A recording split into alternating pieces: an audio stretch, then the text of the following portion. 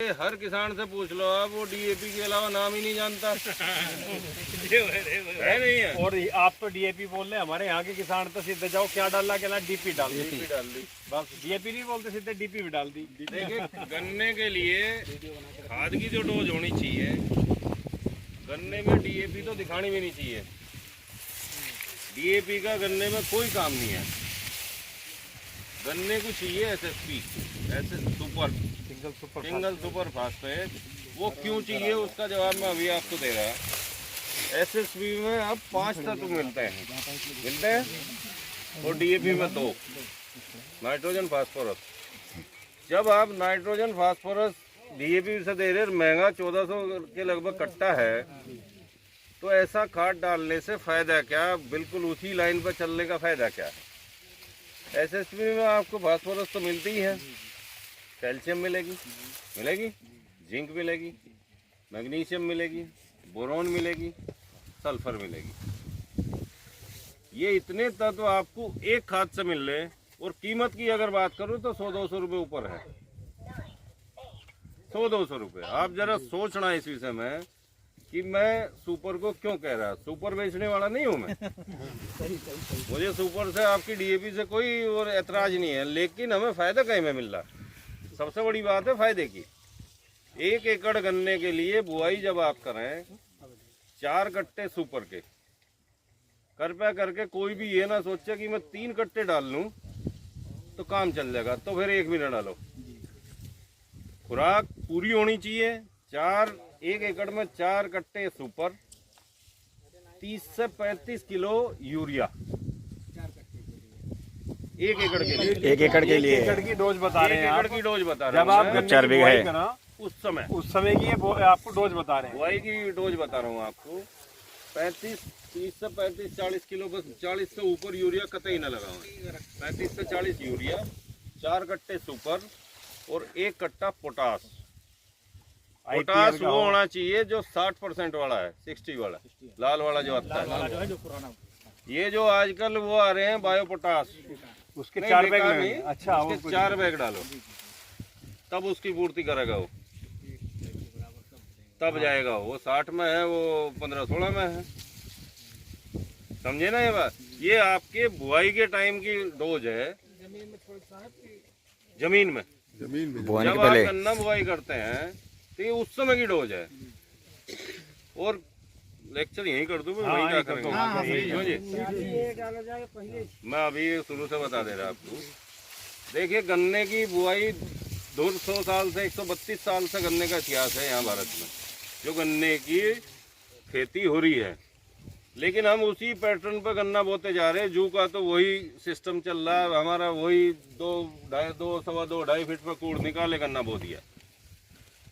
सबसे पहले तो गन्ना बोने के लिए जो मैं पलटा हल आपको बता रहा, वो बहुत जरूरी, निहायत ही जरूरी है, क्योंकि उसके बगैर आपके खेत की जुताई ही नहीं हो पाती।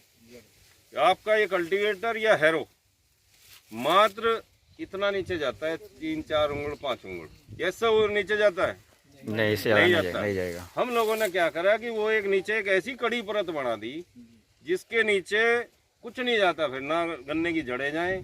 केवल गन्ना ही एक फसल ऐसी है जिसको गहरी जुताई की आवश्यकता है। आपका गेहूं धान की कोई जरूरत नहीं है।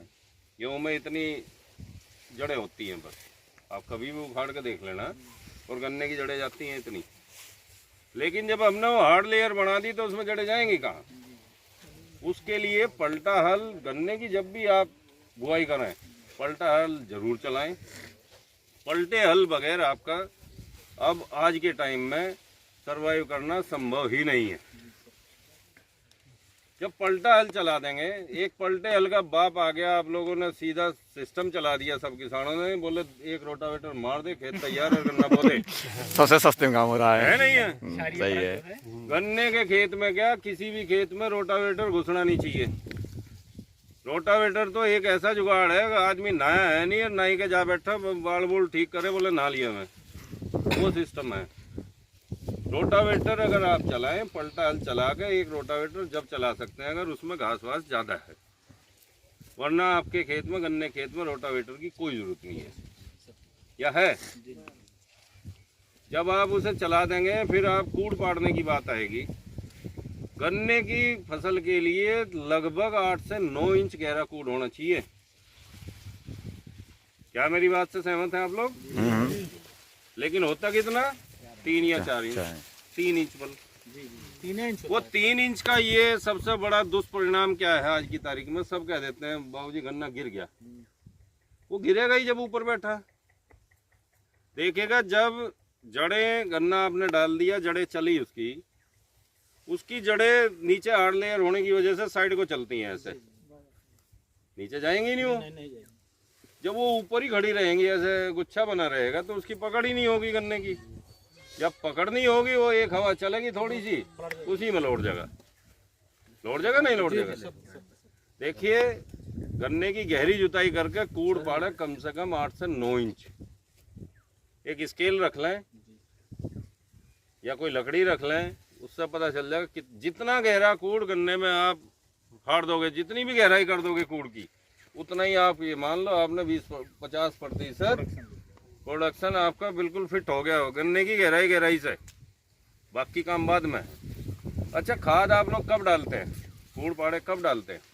गन्ना बोने बाद में। गन्ना बनेगा। यही कहानी है सबसे बुरी। और मैं नहीं, जितने भी हमारे साइंटिस्ट हैं, जितने भी गन्ने के लोग हैं, वो सब बताते आए पहले कूड़ पाड़ो, फिर खाद डालो, फिर गन्ना डालो। लेकिन अमूमन काम वही होना। गन्ना बोने के बाद में गन्ना बोया और एक आदमी बाद में चला, बोले खाद बखेड़ दे। जी जी सही है। है जी सही है। ऐसा ये तरीका आधे आपका मिट्टी बिल्कुल के गलत है।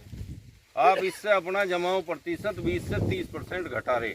जी आप कहेंगे जमाव का क्या मतलब है? इससे जमाव का सीधा मतलब है गन्ने की आंख पर अगर एक दाना किसी भी खाद का डल गया, वो आंख खत्म।